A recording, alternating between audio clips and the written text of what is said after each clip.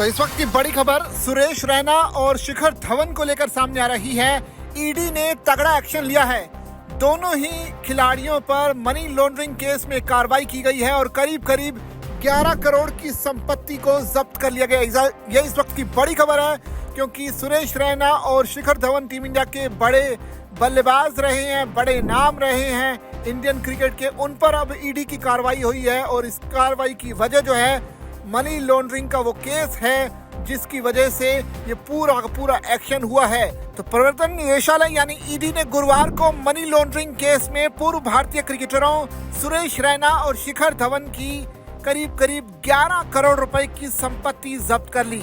ED के मुताबिक ये कार्रवाई धन शोधन निवारण अधिनियम यानी PMLA 2002 एक्ट के तहत की गई है।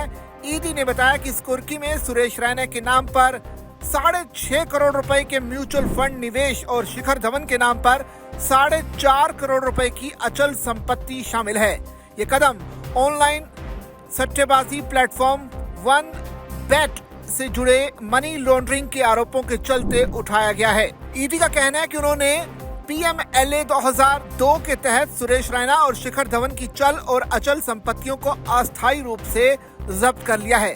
ये मामला ऐसे समय में सामने आया है जब क्रिकेट जगत में खिलाड़ियों की वित्तीय गतिविधियों पर कड़ी नजर रखी जा रही है। जांच में ईडी को पता चला है कि धवन और रैना ने जानबूझकर विदेशी कंपनियों के साथ एंडोर्समेंट साइन किए थे। ये कंपनियां और उससे जुड़ी अन्य ब्रांडों पर जो है प्रचार कर रही थी।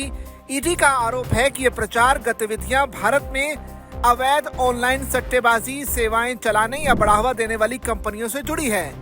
ये जो जांच है एक खास तौर पर जो सट्टेबाजी पोर्टल है उनके खिलाफ चल रही बड़ी कार्रवाई का ही एक हिस्सा इसे बताया जा रहा है। ये वेबसाइट क्यूरोकाओ में रजिस्टर्ड है और खुद को 18 साल से ज्यादा के अनुभव वाला एक ग्लोबल स्टैंडर्ड का मान्यता प्राप्त सट्टेबाज खुद को बताती है।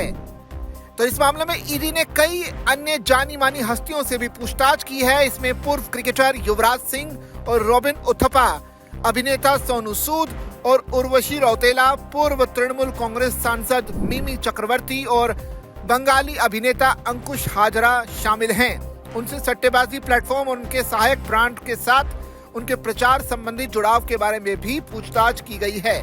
ईडी वित्तीय लेन देन, एंडोर्समेंट सौदों और प्रचार अभियानों की जांच कर रही है। इसका मकसद विदेशी संस्थाओं से भारतीय खातों में धन के फ्लो का पता लगाना है। ईडी ये जानने की कोशिश कर रही है कि पैसा आखिर कहां से आया और कहां गया। ये मामला ये भी दिखाता है कि कैसे ऑनलाइन सट्टेबाजी प्लेटफॉर्म प्रचार के लिए मशहूर हस्तियों का इस्तेमाल करते हैं। उसके बाद ईडी ऐसे मामलों में मनी लॉन्ड्रिंग की जांच करती है और ये कार्रवाई अवैध सट्टेबाजी के खिलाफ सरकार के कड़े रुख को दर्शाती है। और ऐसा इसलिए कहा जा रहा है क्योंकि हाल ही में संसद द्वारा सट्टेबाजी के खिलाफ एक खास कानून सरकार ने पास करवाया है और उसी के बाद से तमाम जो सट्टेबाजी के जो प्लेटफॉर्म्स थे उसका भारत से बोरिया बिस्तर बंद चुका है। और अब लगातार ईडी कार्रवाई कर रही है। जो लोग या जो प्लेयर्स इस तरह के ऑनलाइन सट्टेबाजी प्लेटफॉर्म के साथ जुड़े हुए हैं उन पर अब एक्शन लिया जा रहा है। इस पूरी खबर पर आपकी क्या राय है आप कमेंट करके हमें जरूर बताइए और ऐसी खबरों के लिए बने रहिए जागरण बिजनेस के साथ।